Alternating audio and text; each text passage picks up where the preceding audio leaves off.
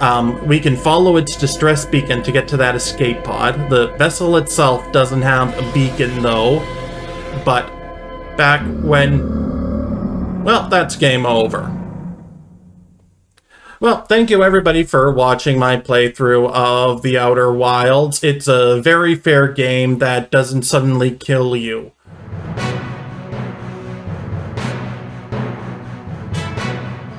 Hello everyone, and welcome back to the presumably final episode of Astrophysicist Plays Outer Wilds. We are down to one thing left to do in the game, and that is find the Eye of the Universe and enter it. So, before we go, I will give you a brief review of all we've done to get us here, and the clues along the way.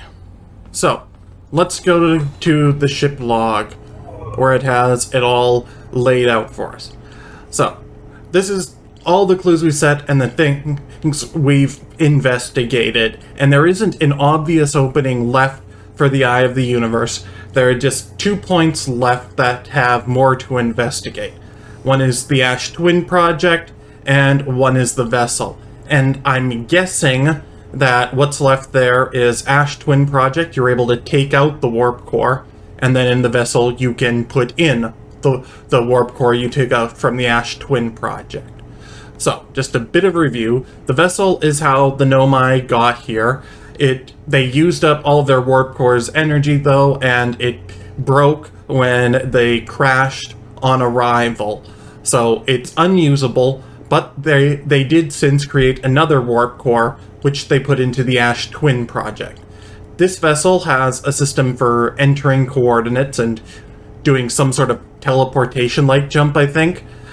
And we have since found coordinates for something unusual called the Eye of the Universe. It was a pain to track it down, but basically what happened is the Nomai set up this orbital probe cannon to search for this strange thing called the Eye of the Universe. What they did essentially is they shot off probes into random directions, and then after 22 minutes, if it didn't find the Eye of the Universe, they reset the universe back 22 minutes ago, tried again in a different random direction. If it did find it, it recorded it in the probe tracking module and sent a signal to wake up conscious observers, alert them that the time loop was going on so that they could disable it and record the coordinates. Now, unfortunately, the probe tracking module broke off because they overpowered the probe cannon. They wanted it to go as far as possible, but they went a bit too far. This fell down to the bottom of the planet Giant's Deep. We had to overcome 2 barriers to get there. One was the current in the ocean depth, which we eventually were able to find that the Nomai figured out that one of the tornadoes in the planet was rotating in the wrong direction, and if you entered that tornado, it would force you down beneath the current.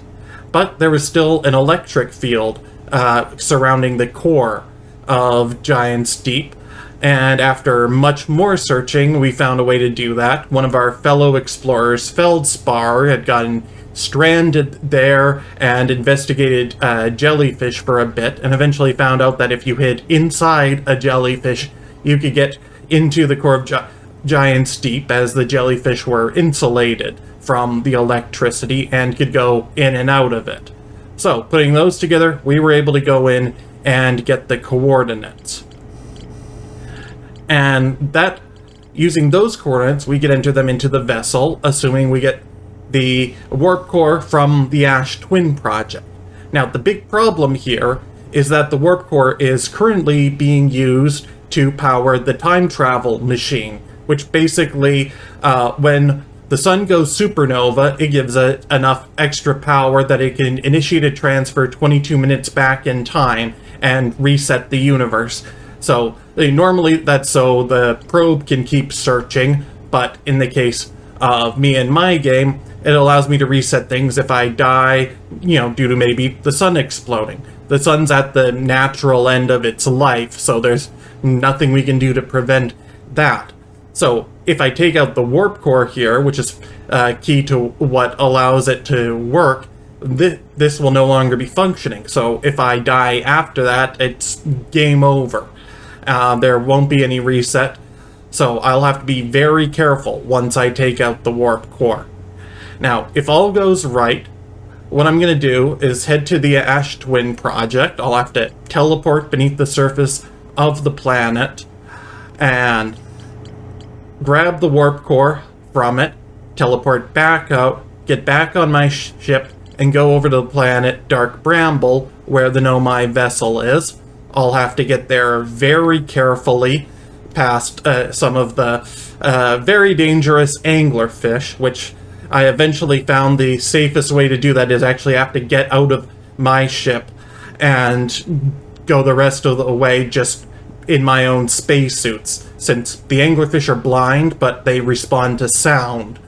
So the spacesuit does have jetpacks, but they seem to be a lot quieter, so they don't aggro the anglerfish from as far away.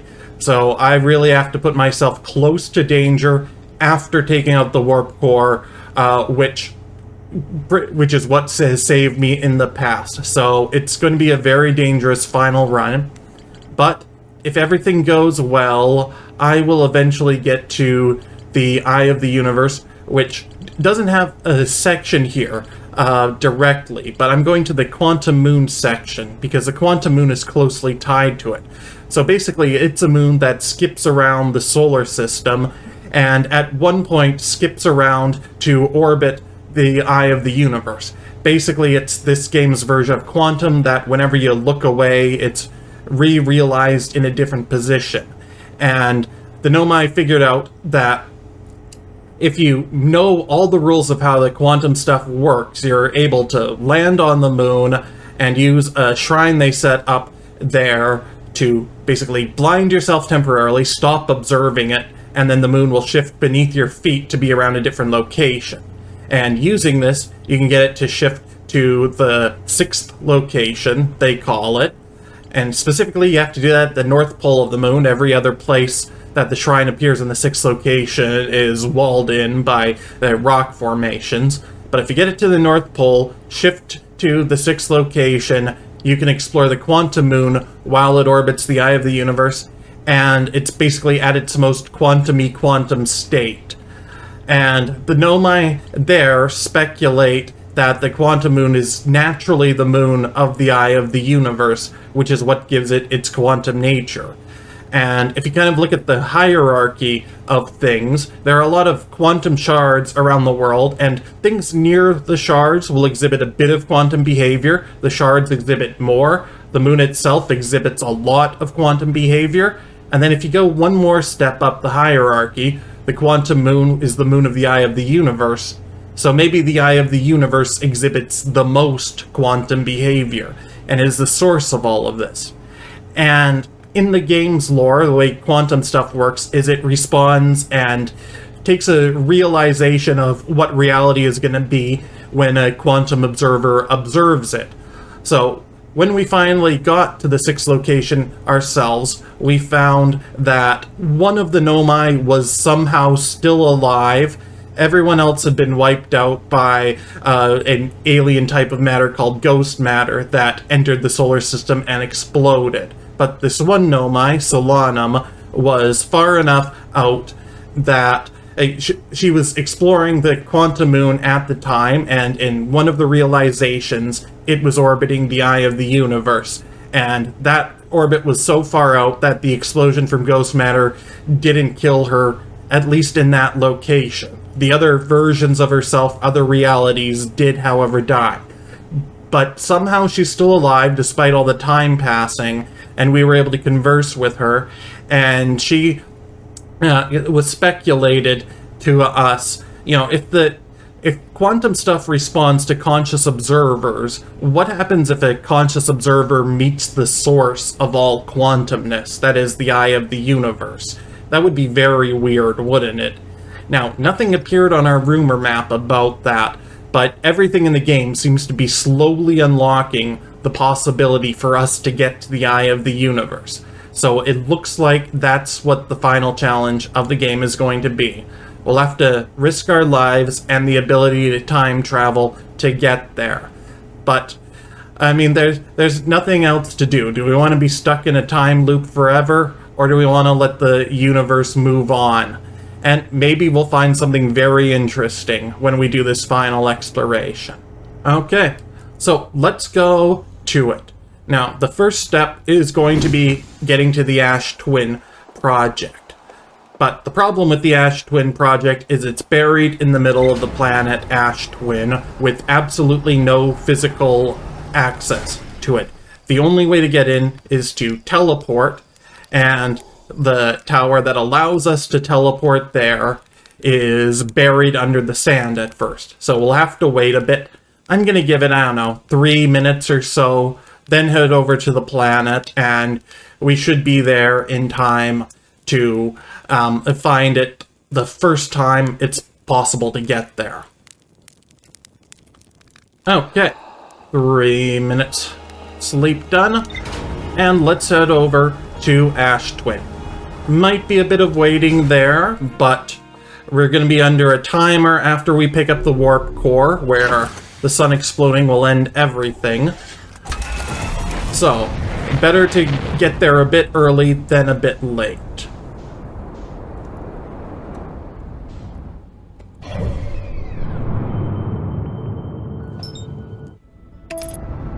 Alright, autopiloting over there. Make sure we don't crash into the sun or the quantum moon. Nice of it to pay us a visit this last round through the solar system.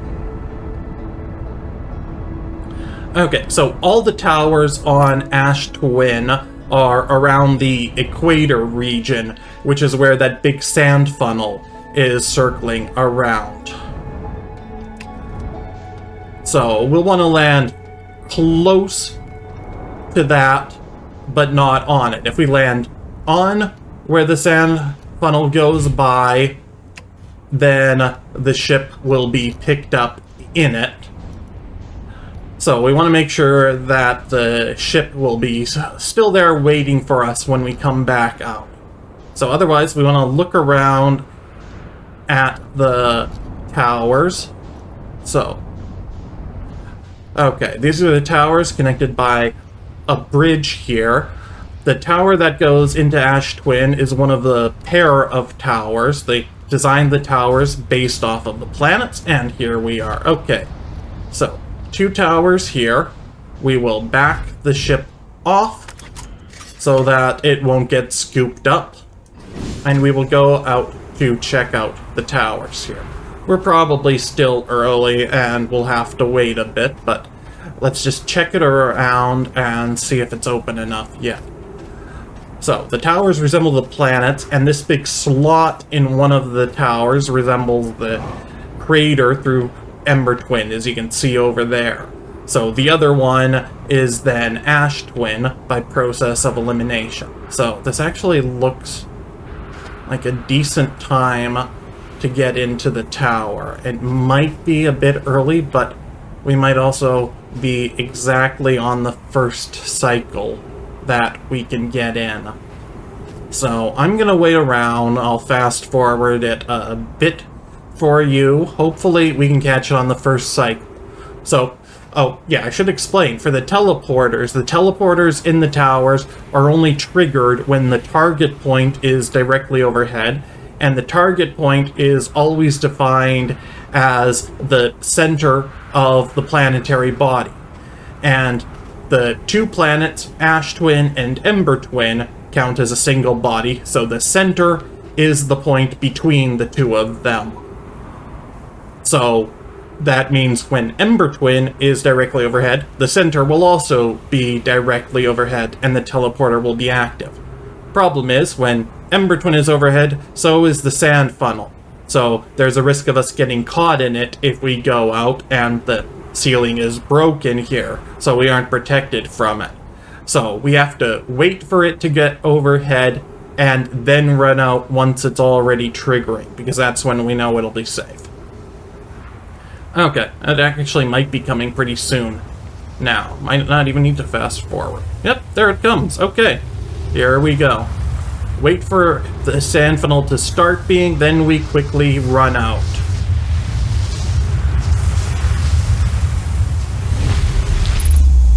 There we go. We got it. Okay.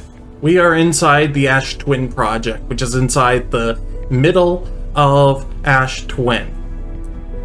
So, the warp core is up there at the very center of the planet. Now, they're using centrifugal force to keep us on the floor here. So, to get there, we are going to need to shut off the rotation, which I believe we can do with the switch here.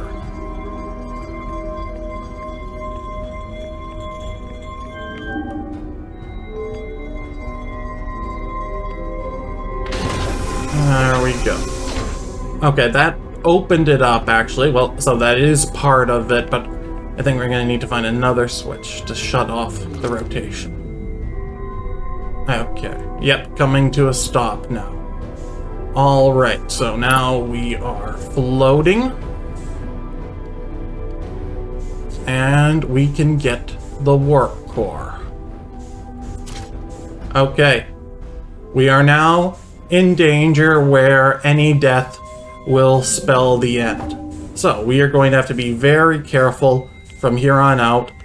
And worst case scenario, we could try running back to the planet. Like if we think we're going to run out of time, we could try running back here and putting the warp core back in.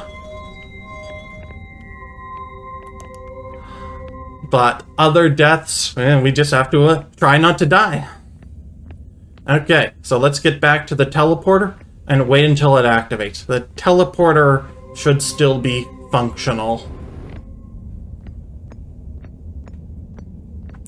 Alright. Oh. Okay, that worked immediately, either fortuitous timing or it's set up so that it will always work immediately. Oh, yeah, okay, so it's set up so that it does just work immediately. Okay, now we have to get to our ship without being sucked up. Alright, just go around. Okay, the music playing right now is the sun is about to explode music.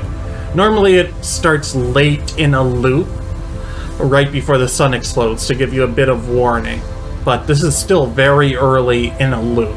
So I think they're just playing that now to put us on edge. Okay, now step 2, we have to get to the vessel.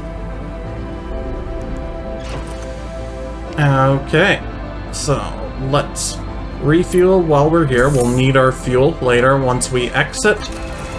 Get out and start heading to Dark Bramble.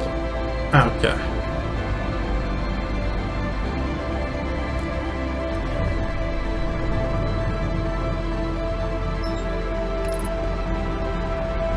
Alright, autopilot taking us there now. Oh, there we go. Okay. Be just a minute to get us there. Alright, here we are. Now, Dark Bramble is one of the most dangerous planets in this game, and one of the most difficult to navigate. The danger comes from anglerfish around it, which are these giant creatures that like to eat us. Fortunately, they're blind. Unfortunately, they have good hearing, and there's some sort of atmosphere in the planet that transmits sound. So we'll have to avoid them, while also finding the Nomai vessel. Now, the vessel itself is hard to track down, so what we're gonna have to do is follow some of the clues. We go first to the Nomai escape pod. Yeah, jeez, I was just nervous seeing that bramble worrying, oh no, is that an anglerfish?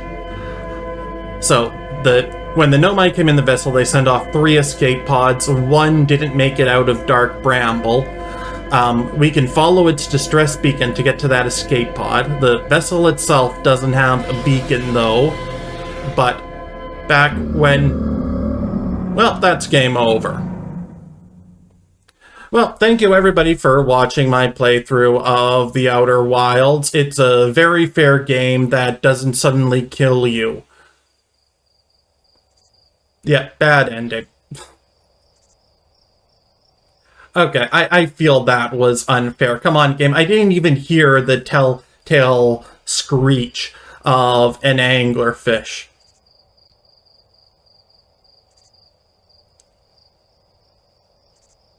Yeah, they're not even giving me music. They're just rubbing it in my face. They're allowing me to treat this as an ending if I want, I guess. But yeah, I'm kind of annoyed at that. I couldn't see the anglerfish anywhere or get any warning it was there and have a chance to avoid it. Most of the other times I could at least see it ahead, or failing that, I would hear it let out a yell. But no, this time, now that I've got the warp core and can't reset, no, now the anglerfish are silent.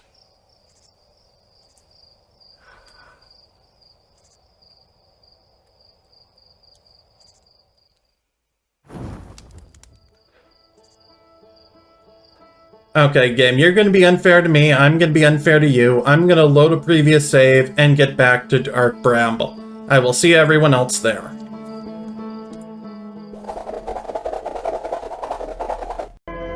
Hello everyone, we are back here. Hopefully without an anglerfish about to eat us. Heading towards the escape pod again. And it is very important that you know that I did not accidentally crash into the sun after picking up the warp core, because after all, if I had done that, I wouldn't have been able to travel back in time and do another loop, so obviously that didn't happen. Okay, we're going to be much more careful about anglerfish now as we track down the escape pod. I'm going to aim pretty much right for it, get up some speed, and then just coast. Now, I don't recall there being many anglerfish around the escape pod before, so I think in general we're pretty safe, but still going to play it safe, using our engines as little as possible here.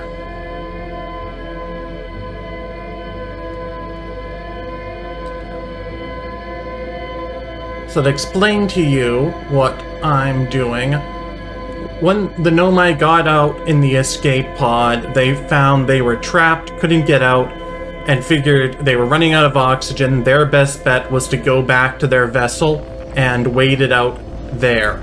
They could get the signal from it, but it was getting fainter. It was going to fade away, and obviously by the present, it's gone. So they left the beacon in the escape pod, left a message for anyone who came looking. They're going back to the vessel. They're going to leave lights.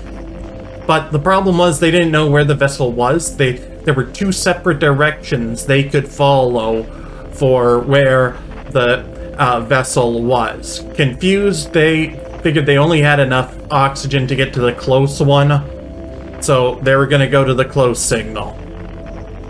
Unfortunately for them, the close signal led to a tunnel that they couldn't get through, which we will see in just a moment. Yeah, so it's a bramble seed here that is too small for a ship or any of the Nomai to get through. There's the other signal, but they didn't have enough oxygen to get there. What we can do that they couldn't because they didn't have oxygen is launch one of our scouts through it. Theoretically. It might take a bit of aiming. There we go. Scout goes through, and you can see we get two signals for the scouts. Now, one is right through there, and another is somewhere else. And if we take a snapshot with it, we can see it is on the vessel. So, we now follow the other signal for the scout. Now, problem here, anglerfish. Yeah, you could have seen that one coming. Okay, so I am going to bring myself to a relative stop with everything around here. Try to aim up, get velocity, and cut the engines. Oh, and hopefully I don't run into these metal shards. Yeah. Okay. That could have been bad. Hopefully nothing hurt me. Okay. Now this is the really tricky part.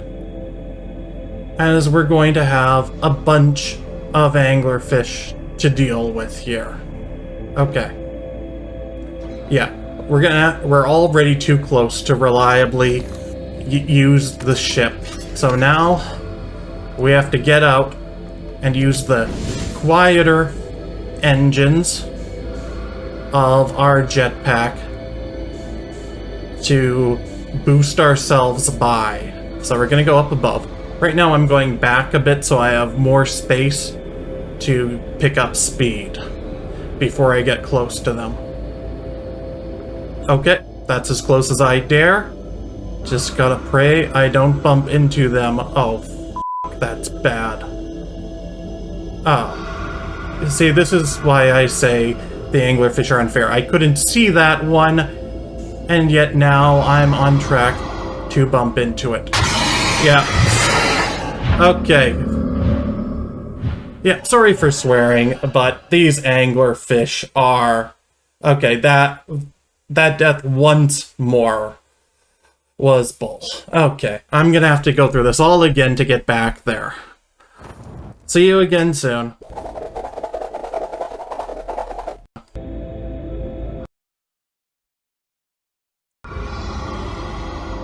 Okay, I don't know what you're talking about. There was no cut in the video right there. But, yeah, while we're coasting by these anglerfish, let's talk a bit about game design. Two terms that are used to describe tough things in games are how difficult it is and how punishing it is. And these sound like similar terms, but they actually refer to slightly different things. Difficulty is how hard is it to accomplish a task, and punishing is how far are you set back if you fail at a task. Now, usually you only want one of these to have good game design. You can have something difficult but not punishing, like, you know, something like Super Meat Boy, where, yeah, it's very difficult, but if you fail at a level, you're set back, what, 30 seconds? Maybe a minute. Or you could have something punishing. You have something that gives you a big setback, but it's easy to avoid once you know how. It adds a sense of threat. Unfortunately, this anglerfish segment, I think, is both difficult and punishing, and in some ways actually goes a bit beyond difficult into unfairly difficult, as there aren't just the two anglerfish you can initially see, which, if you know how to avoid them and are careful, you can make sure you get out of the ship immediately, though you really don't have much time to do that. Yeah, even then, you might think you're doing that immediately.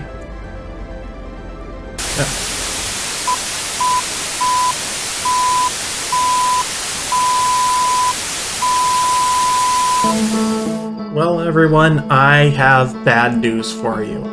So, right then, what you just saw in the video, OBS, which I was using to record my playthrough, crashed on me. But it didn't tell me it crashed. It looked like it was still recording. I still saw the recording icon. I even checked in on it later, saw, okay, recording icon's still there. So I went through and I finished the rest of the game. Full first reaction and everything. And now I come back and look, and oh no, it had stopped recording there. It got absolutely none of that. So I am very frustrated, and I might go back, replay it to show you what happened again, but unfortunately my first experience playing through that is lost. But, well, sometimes that's just how it goes in life. There are a lot of moments that go by that we might want to record for posterity, but they just aren't there. And honestly, the ending of this game, that's a kind of a special moment in what it does. So, in case I don't get around to re-recording the end of the game to show you guys, I'll leave some links in the comment for other playthroughs. Or you can just take this as an impetus to go play the game yourself to experience it. Send some money towards the developers and make your own experience of the end of the game. If you watch my playthrough, you know exactly how to do it. You'll just need a bit of familiarity with the controls, some practice, and then you've got the coordinates for the Eye of the Universe. They might not show up on screen for you, but you can note them down and go straight for the ending yourself, and have your own experience of how the game ends. And maybe that'll end up being the most special way for you to experience, rather than vicariously through me. So, I'm sorry it ended this way, but maybe you can still make the most of it. And if not, if you can't play the game or you can't afford it, I'll put in some links to some other Let's Plays online, and maybe someday I'll get around to recording it myself. Alright, well, thank you everyone. Sorry again, but technical difficulties sometimes strike out of nowhere. Well, I'll see you again for whatever I have planned next. Stick around, and I hope you enjoy it. Bye-bye. So, you know what, thinking about my Portal Reloaded video and how it ended, it kind of got it a lot shorter in the valley, too. Not due to any technical difficulties, I just kind of underestimated how much content was left, and wonder if that turned people off the video seeing how short it was. So, yeah, I think I'm just going to leave this running on the title screen here, and just pad out the runtime so people aren't prematurely spoiled that something went wrong. Now, unless I put it in the title or hook. That might prompt curiosity more. I'll see what I do. Yeah, you can go now. As Ferris Bueller said, show's over. Go home. Okay. The people of little faith have now left. So, I wasn't lying to you. I did lose it all to technical errors, but, well, the canonical ending to this is I broke the universe. But there's no reason that we can't take what's broken and piece it back together. It's never going to be the same as it was when it was new, but that's no reason not to try, and we can get something out of it.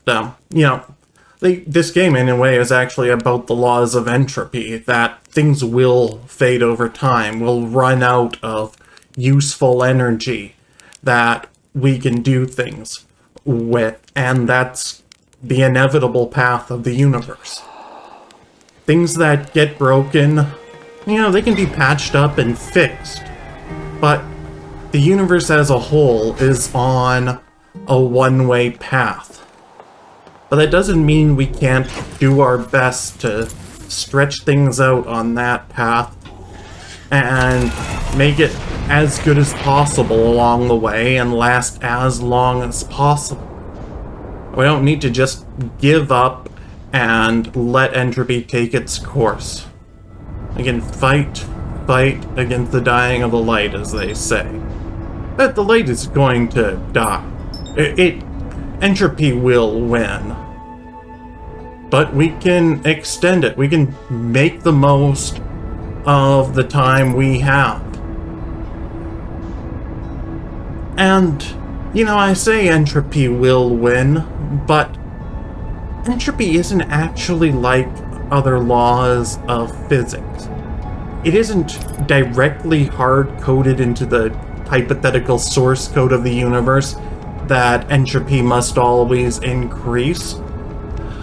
It's really more of a, okay, mathematically this is going to happen 99.99999, etc. % of the time. But let's say the universe is infinite. In particular, let's say it's going to last an infinitely long time. well, take that infinitesimally, but actually still finite chance that entropy won't win, and extend it over an infinite number of attempts. The universe keeps going on. Even after entropy is won, statistically it will win, but then statistically it'll inevitably also lose again. Now that doesn't mean we'll be around to experience that. Part of it winning the first time is that we all end up dying off as our universe fades away. But as infinity goes on, there's going to be infinite more chances for something else to come out of what's left over. Or taking a larger perspective, it might not even be exactly our universe. It could be another universe just in the morass or whatever that creates universes in the first place. And at some point, all the dice roll the right way. Like, you roll 1,000,000 dice, they all come up rolling a 6, except even less likely than that. But somehow, just all the chance goes the right way that we get to a very low entropy state again. Now that's not likely, but infinite time, infinite chances, it will happen sooner or later. Maybe that's even how our universe came to be. So, our universe is going to end. There's nothing we can do to stop that. I'm not even talking in-game. In real life, our universe is going to end. We can delay the inevitable, and I'd argue we should delay the inevitable. We shouldn't just, lay down and let global warming win. We should fight to keep around as long as we can. But we also have to accept that ultimately it's a losing battle. The only thing we really have control over is how long it takes us to lose. But on a universal infinite scale, something will come again. Or something will come in another place. Or something came before. And so it's what we have will all be lost. But there will be more. And you know the really weird thing? There will be more an infinite number of times. There will be more an infinite number of ways. That's the thing about infinity, is basically every possibility will happen, and every possibility will happen an infinite number of times. So not only will there be other universes, there'll be an infinite number of other universes. There'll be an infinite number of universes pretty similar to ours. There'll be an infinite number of universes almost exactly like ours. So, this is a lot of assumptions about infinity, but the implications are kind of mind-boggling. That if the universe, or all of reality beyond the universe, is infinite, then something like this will happen again. The chance arrangement of particles that make things up to make another universe will at some point arrange themselves to form this same universe effectively again. Maybe one a bit different. It's kind of a way to get the multiple universes of quantum mechanics without the quantum mechanics are splitting at the same time. You can have the same universes at different points along the infinity. So, don't fear death. You'll be around to experience life again. You won't remember anything from before, but you won't be gone. Someone else will be there to be you again.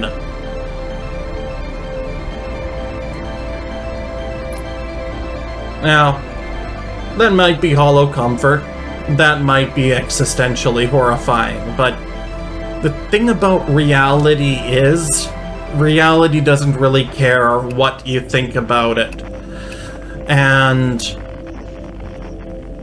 from our best views of what's going on, that is reality.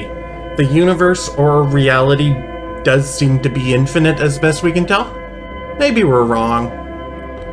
Maybe it isn't. It would actually be weirder if it isn't than if it is, honestly, from a laws of physics perspective. Yeah, so whether the idea is horrifying to you or reassuring, it's true or false. So take from that what you will. If it's too much to think about, you don't have to think about it. If it helps you to think about it, go ahead and think about it. But either way, what you have here does still matter. It doesn't erase what we have here. The benefit of it being here and the loss from when it's gone is all still real. So don't give up on this. But it will end.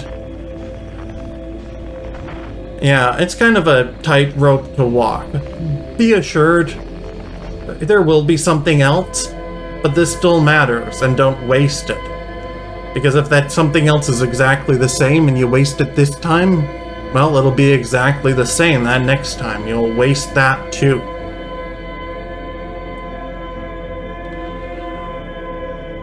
So, back thinking about the game a bit. Let's talk about the Eye of the Universe, the goal here. What do we know about it? The Nomai got a signal of it. They were baffled by it because it appeared to be older than the universe itself. How they knew that, I don't know. I don't think it makes sense for them to know that, but we'll just go with what the game says. They detected something older than the universe itself. We'll assume they're right. So that means if they're right, this universe can't be all there is to reality. There must have been something before. And if there's something before, could there be something after? Will the Eye of the Universe continue to exist after this universe is gone?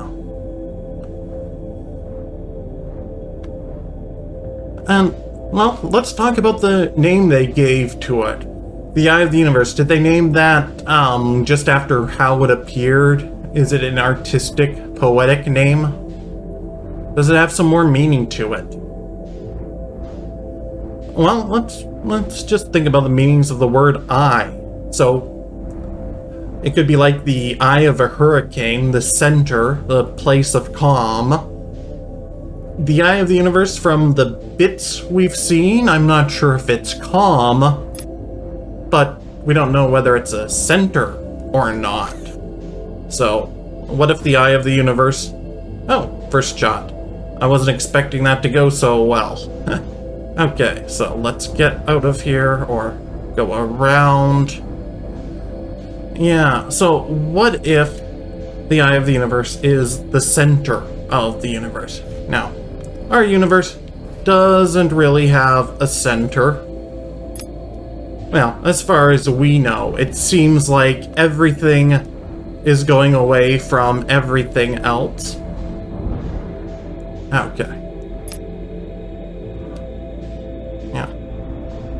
Oh, jeez, I keep getting caught on these thorns. I think I'm not supposed to go through here in the ship.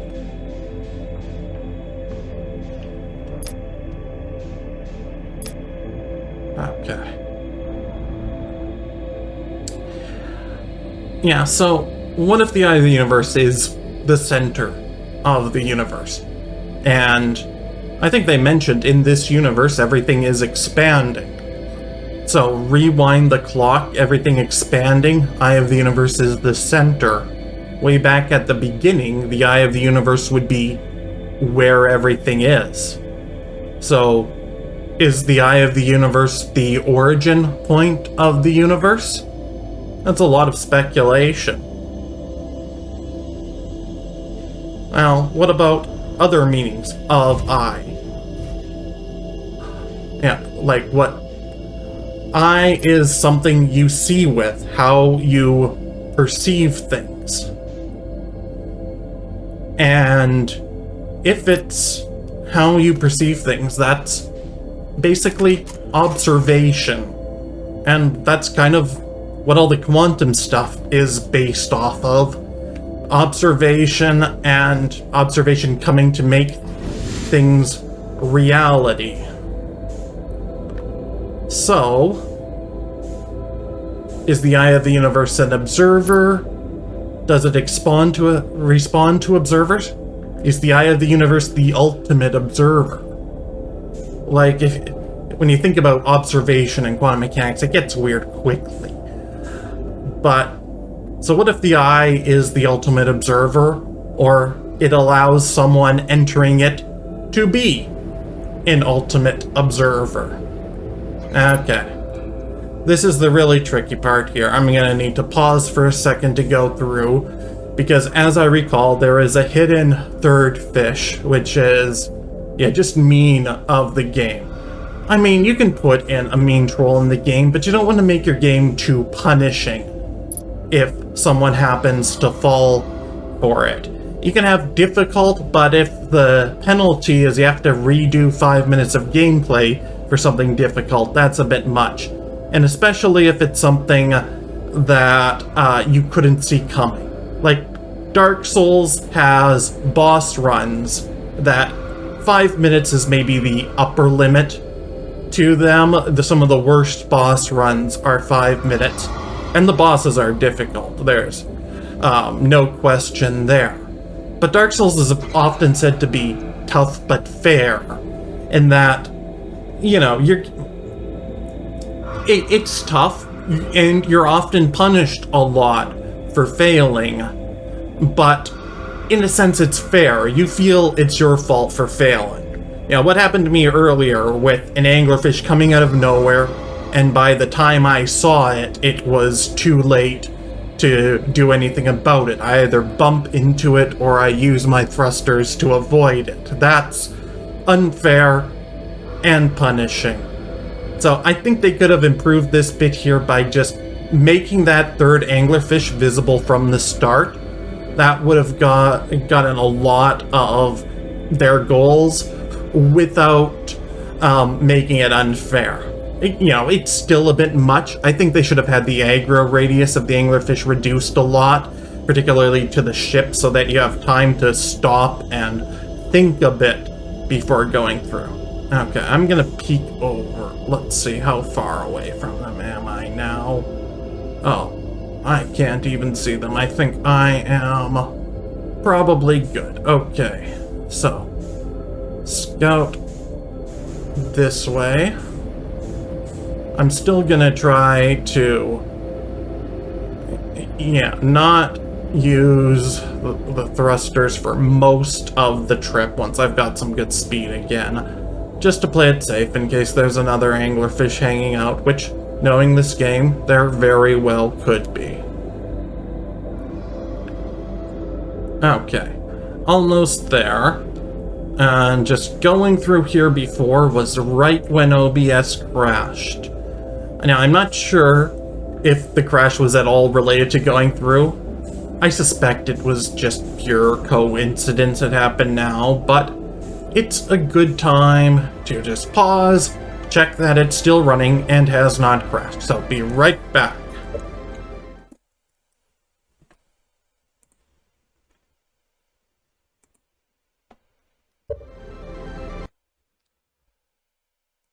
Okay, it is still running, and it is responding to me changing the game.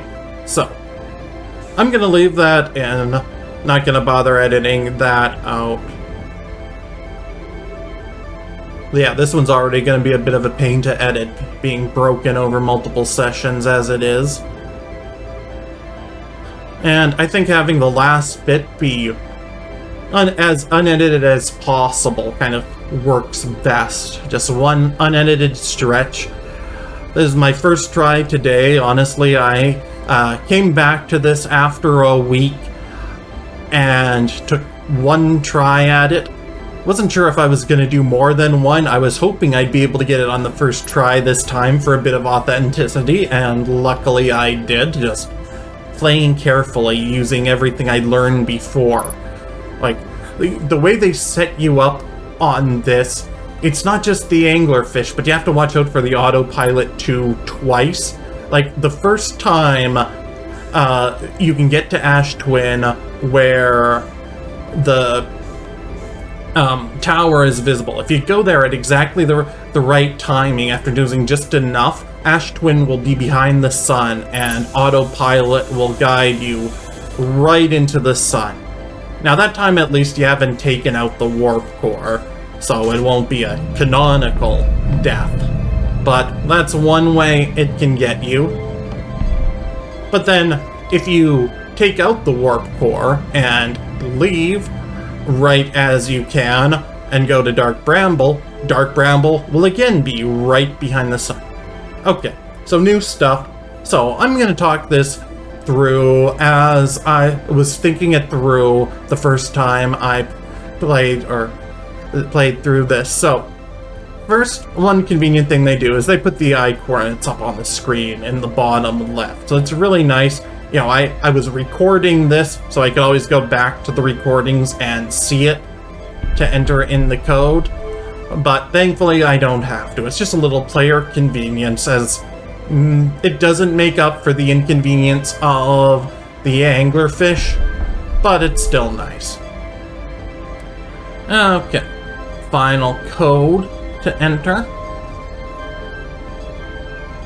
There we go, and enter it. So from here on out, I'll just be talking through this as if it's my first time, or something like that, or relaying my thoughts. But anyways, we have made it. We are at the eye of the universe. We can see the universe around us, including our own sun over there, watching other stars as they go supernova. So this, one of the final scenes of the game, we're not just looking at the eye, but we're also looking at the whole universe. So we can watch for a bit. Ah, that one seems to be moving. I wonder if that's something in our solar system. But yeah, we can watch for a bit, see some of the stars going supernova as... Oh, that one went too. Yeah, as the universe itself fades away. It's just kind of reinforcing the universe is dying. And, you know, the game as a whole is kind of about death and dying. We're looking at the remains of the Nomai civilization who died off when something they couldn't have predicted happened. A comet came in, exploded alien matter, and wiped them all out instantly. There was no predicting that, and no stopping it with the little warning they had. And, you know, sometimes extinction events happen and a bit survives. Like, probably the most famous we know about in the real world is the extinction of the dinosaurs. But not all the dinosaurs died. A lot of them did. Many, many species did. But some did survive. And those ones who survived were able to hold on, breed, and oh, there goes our sun. Yeah. So normally this would be around the point where I'd get warped back in time. But I've taken out the warp core now. So, yeah, there's no going back. The only way out is through. I'm really curious about that one moving. Maybe it's a star really close to our solar system. Maybe a rogue planet. Well, no, it's probably too bright for a rogue planet or a comet. Yeah, I bet if we stay here a bit, everything will go supernova sooner or later. But anyways, dinosaurs. Yeah, most of the dinosaurs went extinct, but some survived and bred on, and we know them today as birds. So, extinction doesn't mean everything's gone, or even if everything is gone, maybe things will come back. And I think that's kind of the theming we're seeing in this game. Like, the Nomai died out. Yeah, Solanum kind of hung on, but yeah, that's not enough to keep the population going. But Parthians then evolved later and became a spacefaring race of their own. And actually, it wasn't all the Nomai, it was just the one tribe that died out. From what we've heard, there are other tribes that still live to now. They're hanging out at one of the most stable star systems left that they could find, that they think will last them the longest. But yeah, looking out at the universe right now. Oh, hello, Quantum Moon. Are you still quantuming? Yes, you are. Oh, that's fun. That's a nice little touch that we still see the Quantum Moon around here now and then. Yeah. So, yeah, this is probably the end for the rest of the Nomai too, as whatever star system they're hanging out in, it might be relatively stable. Yeah, maybe it's that little group up there. Seems to be a bunch there that are stable. Hello, rest of the Nomai. Hope you're hanging in nicely and enjoying the time you have left. Yeah, Quantum Moon. Yeah, one thing I'm curious about the Quantum Moon is, does it show up in a different part of the orbit each time? Yeah, yeah. So it not only jumps between planets, but to different parts of orbit around different planets. That's a neat little tidbit. So, how's the universe faring? There's that one little wandering star, that group just out of view, which is persistently hanging on. I'm gonna guess that's the cluster that the remaining Nomai are hanging out at. What that wandering one is, I don't know. Huh. Yeah, that's a neat little random detail. A lot of things just end up unexplained, and yeah, I don't see anything else exploding. So maybe that group of stars was deliberately put in set to, okay, yeah, you're not going to see these explode. This is that star cluster that the rest of the Nomai went to.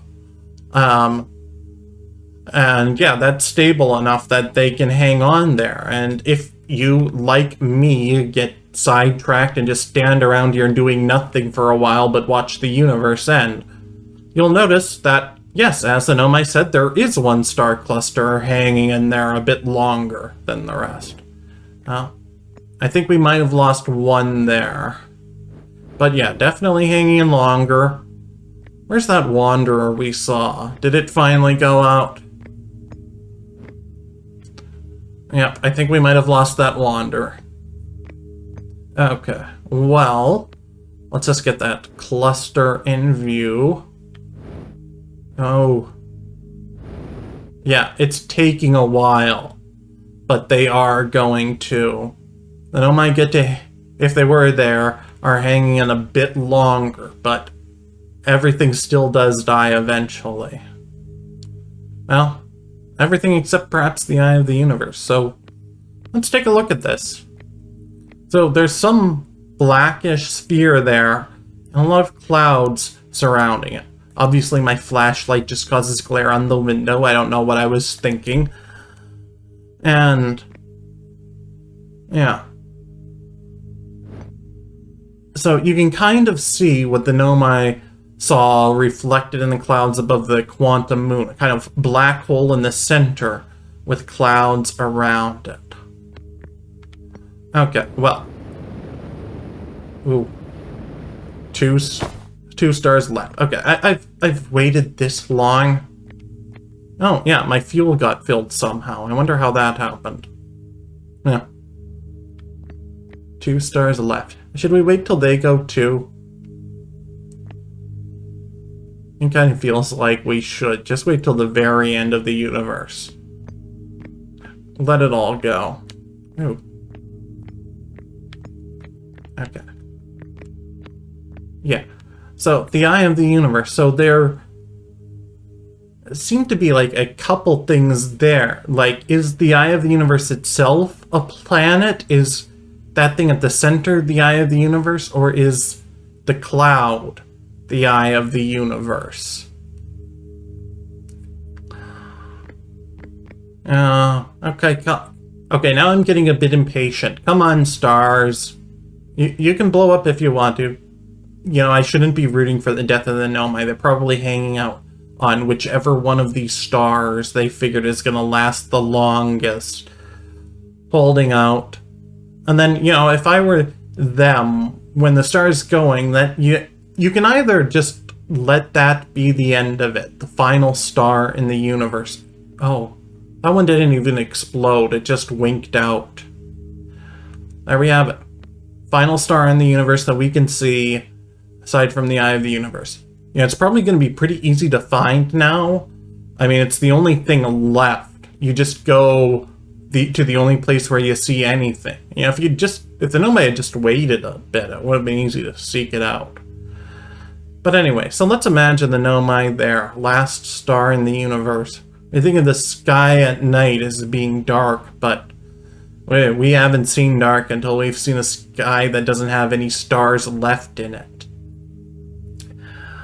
The planet turns away from the star, and you can see the pitch black night sky.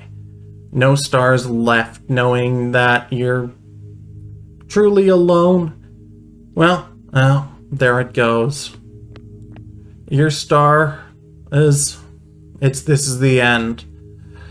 You see light filling up the sky, washing with light as the planet is disintegrated around you.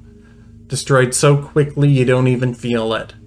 Maybe some Nomai decided that even if there wasn't anything else out there, life is still worth living, so they got on a spaceship, took all the supplies they could, and just headed out to last as long as possible. No light left to fuel solar cells. Any heat radiated away was lost for good. Energy slowly dwindling. They just do what they can to enjoy the time they have left. Play card games with each other. Tell stories. Reminisce fondly. Then eventually, as supplies dwindle, it's time to say goodbye.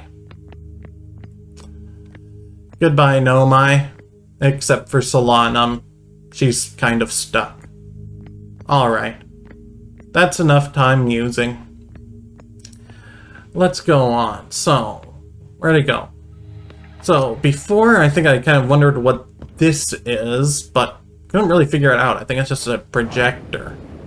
But aside from that, I think if we go around here, where was it? So, yeah. I think before we put the ball over to the right, but if we take it to the left, this activates a teleporter here.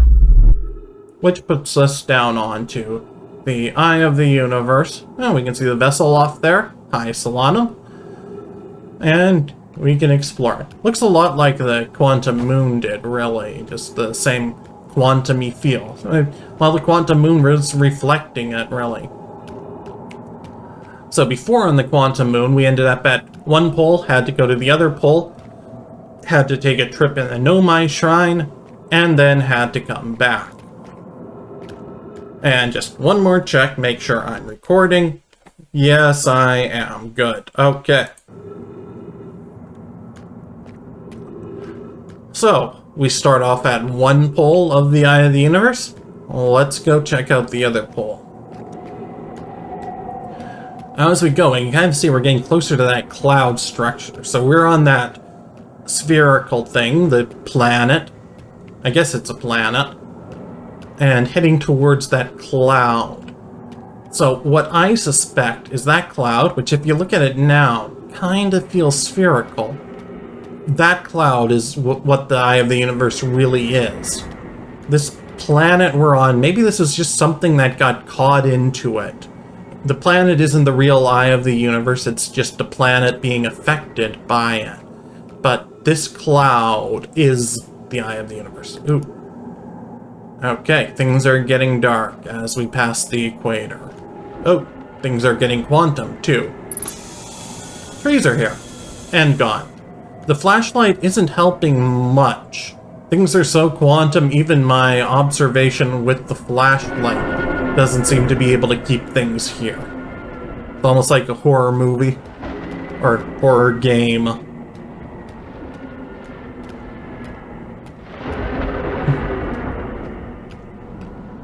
Alright, let's keep going. You know, back before when I was first playing this, I accidentally stumbled into a crater here on the Eye of the Universe planet. And it was quite hard to get out. I was actually worried that I would have to restart just because I couldn't get out of that crater. That would have been an ignoble end. But you can see the gravity here is 2.5x. I can barely jump, even with the jetpack. I can't get any height. Alright, South Pole. Cloud is directly above us. A big hole in the sky. You can kind of see, it does look like the eye of a hurricane. And just a crater below with holes that we'd probably get trapped in if we go there. Can we climb up? The gravity is way too strong for us to go up. But thankfully, gravity doesn't make much sense here. Inside this big crater, where the hole is above, gravity seems to be lower at the bottom, so we can actually get out of those craters, and curve up around the sides, allowing us to walk right up.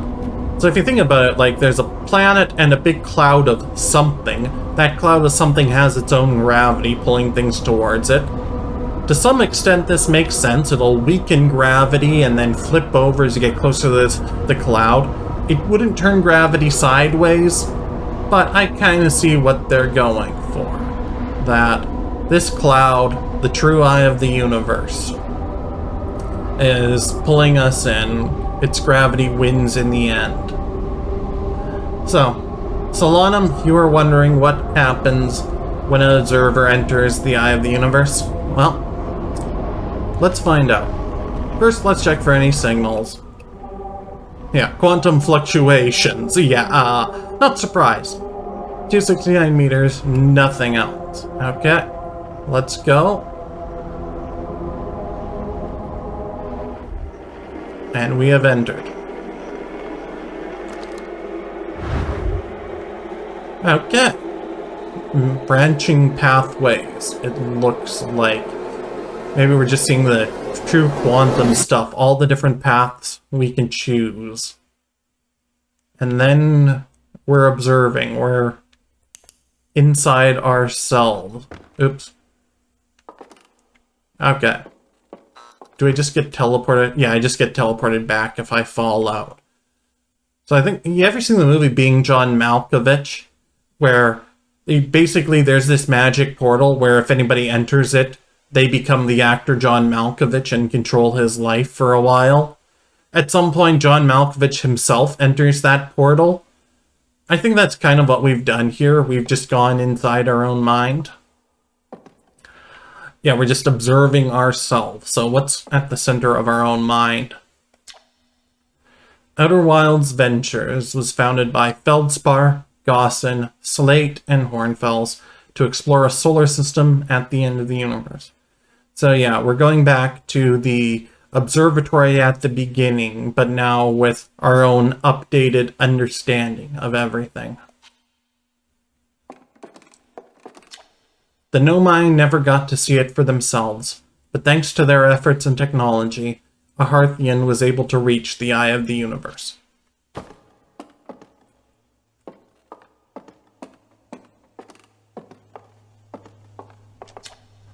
The radio tower on Timber Hearth was built to receive transmissions from our deep space satellite and host some of the last ever photos taken of the entire solar system. Hornfels noticed a curious anomaly in one of the photos, but it ultimately went unexplained. So that's a hook for the DLC. If you were at the beginning, saw this exhibit, and then forgot about it, This is just reminding you now. Yeah, the DLC put in something else for you to look at. And if you do look at it, you'll get a bit of an explanation here. But I'm not going to be playing the DLC on this channel. I've had a lot of extra free time recently I've been using to do these playthroughs and all the editing, but that's not going to last. Oh, back in the beginning. Okay, no going out there. And so I'm going to have to focus on other things. I'll leave a link to a good playthrough of the DLC for people who are really interested in watching it. Check the description and pinned comments. Okay. Yeah, I will try to do some other things on the channel, but the output is definitely going to slow down. Yeah, maybe by the time this actually goes live, I'll have something else up for the next week, but don't be too surprised if the uploads just become sporadic when they're ready things. Okay. At the end of its lifespan, our sun collapsed under its own gravity and then exploded in a violent supernova.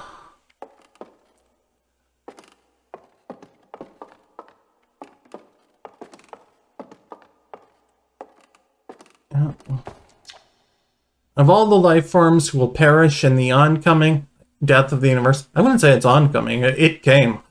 We will miss the anglerfish the least. So, this actually kind of annoys me. The developers know how bad the anglerfish is, which kind of, you know, if it were bad by mistake, that's more forgivable than if it's bad and you know it's bad, and I think it was too bad. Like, if it had just been something that had slipped through playtesting, that it was this annoying, yeah, that's one thing. It happens. Maybe you had particularly good or lucky playtesters. Like, I remember that happened with Final Fantasy III. That's the original Japanese one. There's a part of the game at the end which all the players really hated because it was stretched out long with no save points for many hours of gameplay, and if you died, you had to go back to the last save point, losing hours of progress. And the developers were actually wondering, should we put in a place to save here? But all other playtesters just blazed through it, and they thought, oh, okay, seems to be fine. It turns out it was an issue that their playtesters that were all basically expert playtesters and amazing at the game. Regular players, not so much. So it slipped through. But here, they knew how bad the anglerfish was. They have no excuse. The Nomai who came to our solar system were following a signal from the eye of the universe. They perished when the interloper arrived, bringing with it the deadly substance we called ghost matter that flooded the entire solar system almost instantly and without warning. More Nomai artifacts. You know, I would have put some of their shelves here. I mean, that's really telling. I mean, they blame the ghost matter for killing the Nomai, but if they'd had better shelves, I think they could have found a way to survive. Okay. Only way left is up.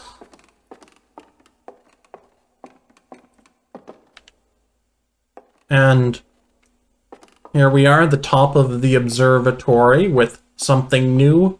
And the command is observe. So it's definitely deliberate. We're in an observatory here. Our only choice left is to observe.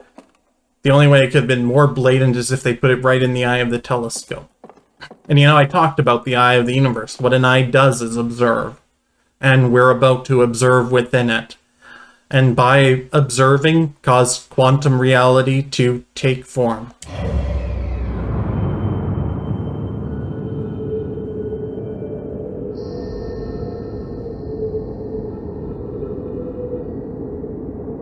Yeah, I thought those had already died. Oh well.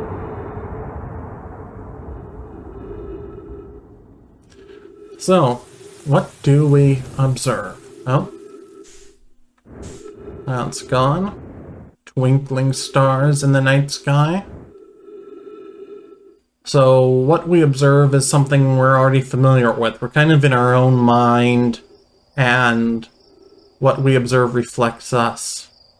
It's not just stars we see, but the forests of Timber Hearth. the planet we're most familiar with. The new reality is reflecting us. Inside our own mind, of course, we see kind of what we're most familiar with. The universe, the starry night sky, and the planet we call home. Let's see. Any signals on the signal scope? Oh, I actually can't change frequency anymore.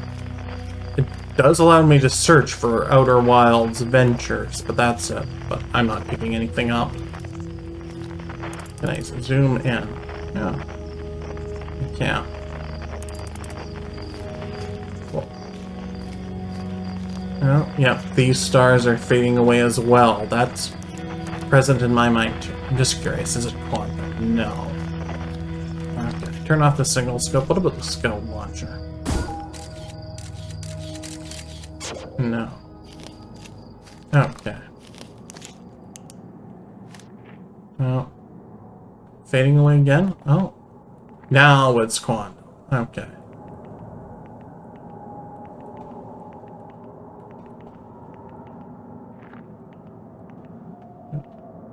Okay, what about the signals? Go.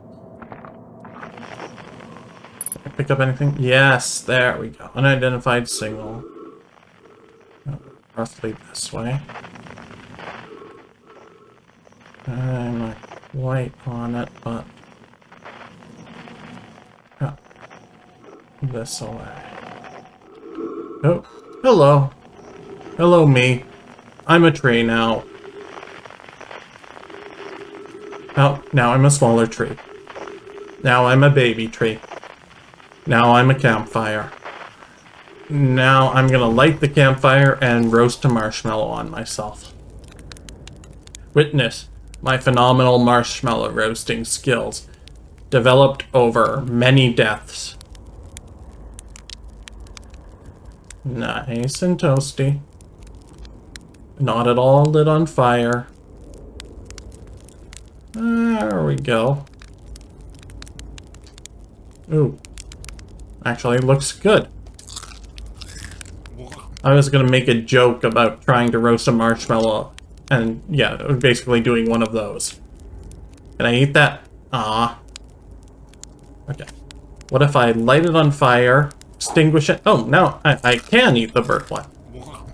Yeah, that one wasn't so good. Okay. Well, let's see, what else is there? Can I quantumify something back? No. Are there any other signals? Oh, hello. Quantum magic activate. Hello. Hi, Esker. Do you hear music? Kind of windish. What about a signal? Ooh. Yes.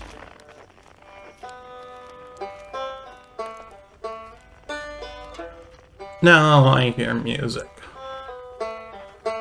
So one more thing resonating within my mind is the music of my companions. I don't think these are really the companions, but just how I see them. That I'm observing versions of them into reality. Yeah. Okay. Quantumify that away, and we can get in to gather the banjo.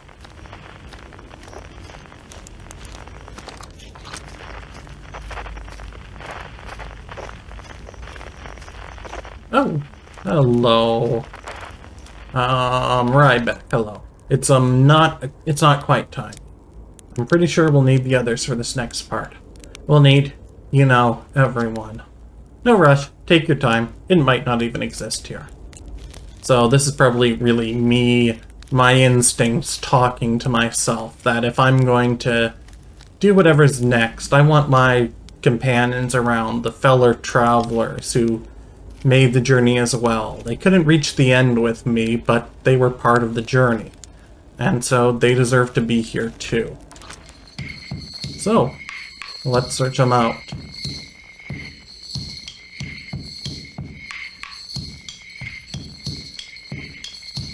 No. Okay. Oh, another little telescope. Looks like a solar telescope. Something out there. And, oh, something going by. And if you zoom in, you can gather it remotely. Okay, so what's next? Harmonica. Yeah, I didn't really pay much attention to the companions myself. Ooh, poems. Yeah, Gabbro was basically the only one I could really remember. And I know he wrote the poems. Gabbro was fun. The quantum poems were a really good idea. So for these, I figured out last time you gotta follow the arrows. Across old bark, in the ancient glade. It's always dark. And then we go up. To find Gabbro's hammock. With his clarinet. Yeah, kind of looks clarinetish, but no, it's, yeah, maybe it could be a saxophone. Not all saxophones are curved. I'm not the best with instruments. Commenters, if you know what instrument that is, let me know. Gabbro, if you know what instrument that is, let me know. What does Church say? The stars were beautiful, weren't they? Even if our star is what ultimately killed us. I'll wait here and remember them while you gather everybody. Yeah, bro. So what's your instrument again? Hey, Time Pal. So you're getting the band back together, huh? Go on, go find the others. I'll be here. You don't need me yet, but you will. Yeah, alright. Oh, yeah, I need the single skill. Okay. This away. Outer Wilds Ventures. Oh. Okay. Yeah, no my skeletons. Who don't respond to quantuming, but we have to look at kind of what they're pointing at. Way up there. Oh. And now if we look back, they're helping us out. The Nomai, all working together, the entire civilization, worked as a team to reach for the unknown. And eventually, they forged us a way there. They couldn't get to the eye of the universe themselves, but they built a way for me to do it. And I think the Nomai should have left us forward. Yeah.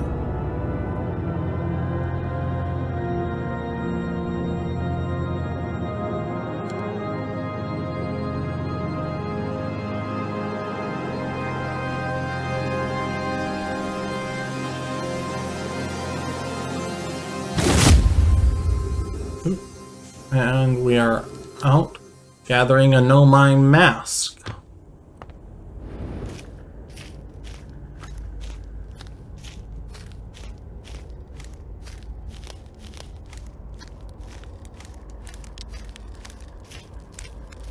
Hey, Solanum, you're here too. Yeah, it was an Outer Wilds Venture signals that led us to you, so I guess this means you're an honorary member of the Outer Wilds Ventures. Congratulations. It's very lonely, but you seem to be used to that, so I think you'll fit in very well. Hypothesis. Everyone must be here before we can begin. Once they arrive, I believe we'll be ready for the next step. I'm glad you remembered me. Yeah. Yeah, even if you did turn me down, you're still a friend. Alright. Who's left? Okay. So here... One more thing. Nope. Okay, you are not getting me this time.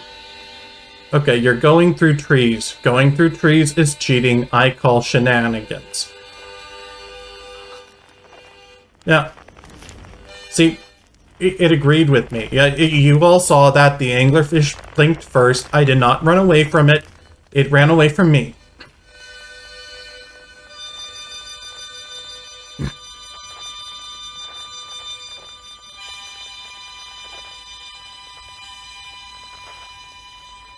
Yeah. This would be feldspar, like the anglerfish and jellyfish and harmonica fish. Yeah, we forgot to tell feldspar he was playing on a harmonica fish. I don't think he would have minded. We just forgot to tell him that little detail. Okay, everyone here? What do you say, time buddy? Ready to start the music? Let's talk to everyone first. Not yet. No rush, I'm not going anywhere. Solana, a conscious observer has entered the eye. I wonder what happens now. Well, it's already happening. Hard to say what it is, though. Is it time to find out? Not yet. Then I will wait until you are ready to know the answer. Right back. Should I begin? Not yet. Okay, I'll wait until you're ready. Straight into the point. Sure, shall I begin? Not yet. Take your time. I don't think there's anything left to go supernova. Doesn't look like it, no. Esker. I can't wait to play with the whole group again. Can I start? Not yet. Oh, okay. I'll get to play soon, though, right? Feldspar. What do you say, then? Should I get out the old harmonica? Not yet. You got it, hatchling. When you're ready, just say the word. And it's a harmonica fish, by the way. I should have told you that earlier. I really hope you don't have any allergies. Gabra. What do you say, time buddy? Ready to start? You know what? Solanum has been waiting for this the longest. She can start. Okay. Solanum, start us off. This song is new to me, but I am honored to be a part of it. Oh, Solanum, you're playing it all wrong. Oh, why did I ask you to start? Oh, this is embarrassing. Everybody, let's just humor Solanum and play along with her. She's been waiting for this for a long time. Okay, Gabra, let's go. Heh, this should be cool. Feldspar. Haha, here goes nothing. Esker. I can't wait to play the whole group. Yeah. Okay, I won't let you down. Shall I be? Yes. Well then, here I go. And Ryback. Should I begin? Yes. You got it. I'll do my best. See, Solanum, they aren't embarrassed at all by your music.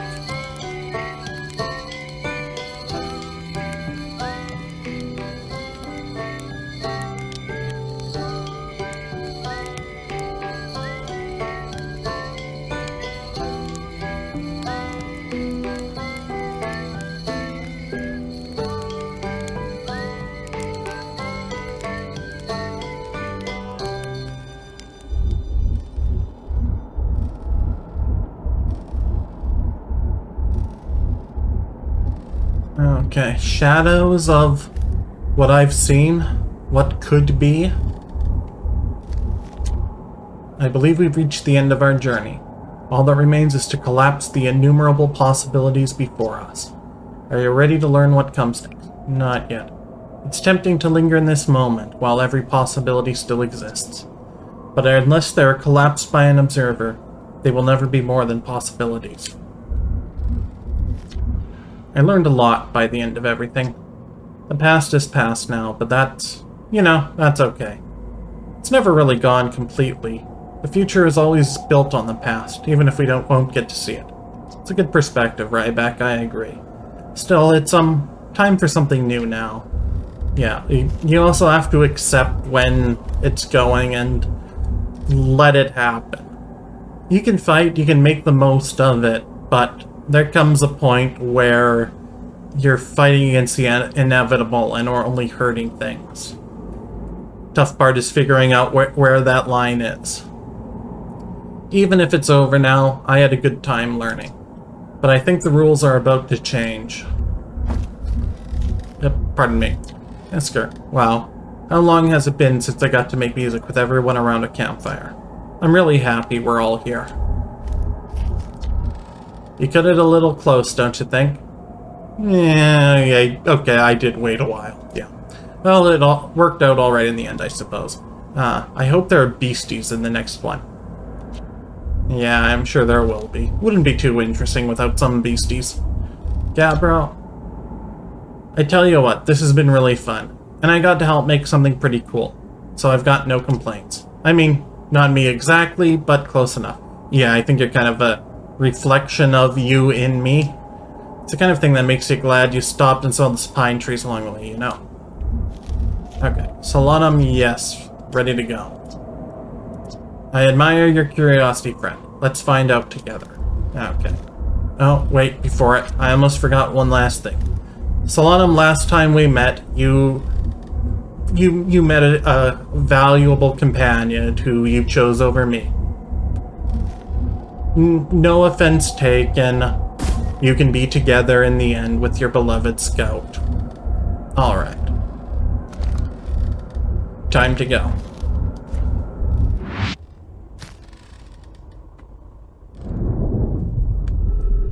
Goodbye, everyone.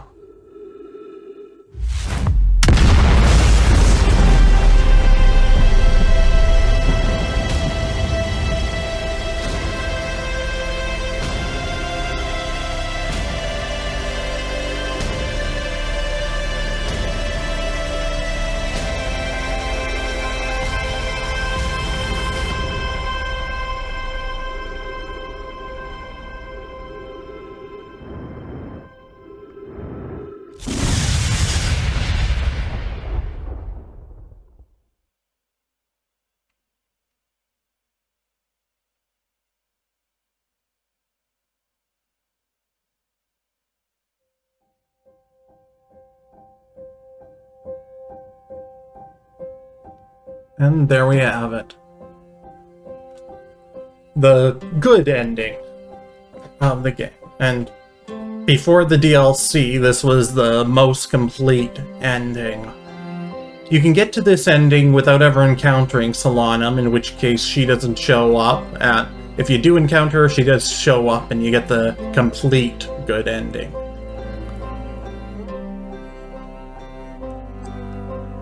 So, just a few final thoughts on the game. This game is very interesting and well designed in a lot of ways. It does a good job with using knowledge checkpoints for basically everything. And yeah, the end of the game, like if you think back from it, if the goal is to reach the eye of the universe, well, what are the locks holding that back? Well, 1, you need the coordinates for it.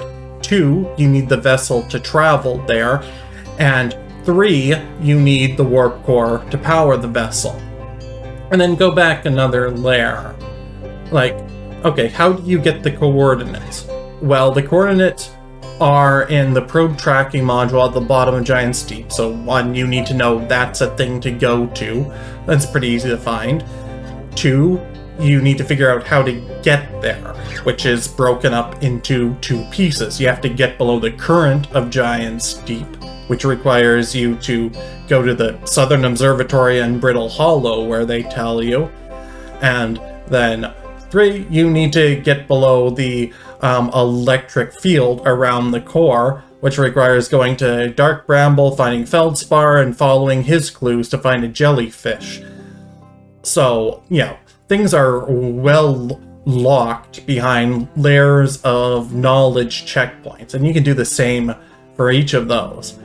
And like even the idea that the Eye of the Universe is the end of the game. If you don't try it randomly yourself, you can find that on the Quantum Moon from talking to Solanum, but getting to the Quantum Moon has 3 locks from the 3 different types of quantum knowledge. And getting to each of those towers or places themselves are locked behind other things, which are, you know, hard to track down. Each of the towers has, or 2 towers and 1 cave has a trick to enter it that you need to track down. So it's layers upon layers of knowledge checkpoints, which work pretty well together. Now, you know, there are going to be places where people get stumped. You kind of have to hold this all together in your mind. But, yeah, it's not like other games where you know the path ahead, you just have to keep trying until you succeed. If you don't know, you're just stuck. But, you know, there's room in the gaming environment for games like this. Unfortunately, there aren't all that many. The only other game I know that's similar, even at the highest level of just being all about knowledge checks, is Return of the Obra Dinn, but that plays completely differently. if you like this in theory, you might like that, but it is a very different type of game. Yeah, so, I wish there were more games like this. It's really rewarding to play through. Now, from a physics perspective, this game had a lot of good physics in it. The problem is that if you aren't an astrophysicist yourself, you're not likely to be able to figure out where the real physics ends and the fantasy begins. Like, are you going to think all the quantum stuff is, oh, that's how it really works? Because, no, it isn't. It's kind of themed off of how it works in reality. But there are also some good real things, like the fact that the comets have two tails. That's real.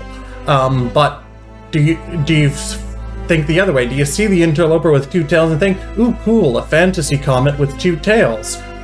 No, real life comets have two tails too. So, yeah, the game on its own doesn't provide a good way to figure out where the real world physics ends. But it's probably not a problem for you. You just watched a full playthrough of me playing through it and guiding you through all of that. So what I'm saying is anybody else playing this game needs to hire me as their personal physics advisor so they can properly appreciate it. Oh, well, yeah, I was thinking of skipping through the credits, but I think we're basically at the end now.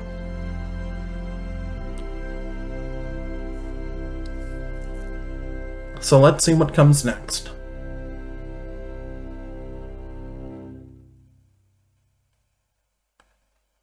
$14.3 billion years later. Something else new has arisen. A new universe, new stars.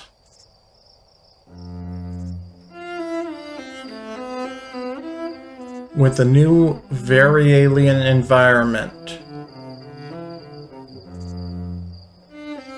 Interesting hollow planets with stars inside.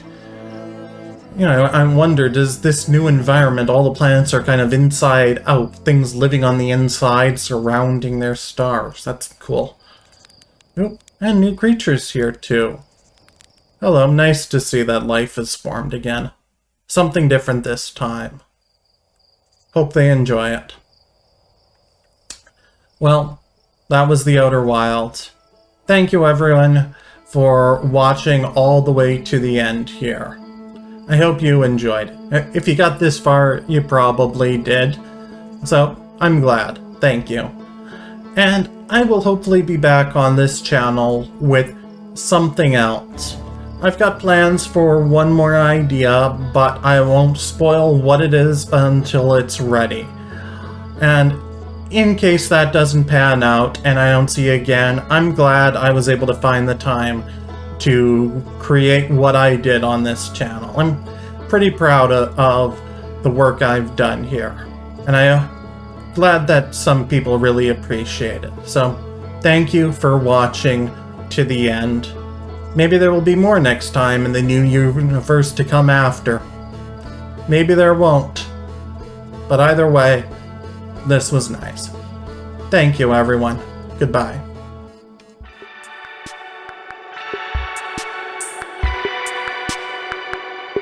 Thank you very much for watching, everyone. If you enjoyed this video, please leave a like, subscribe, and click the bell to be sure you get notifications of new uploads. See you again soon.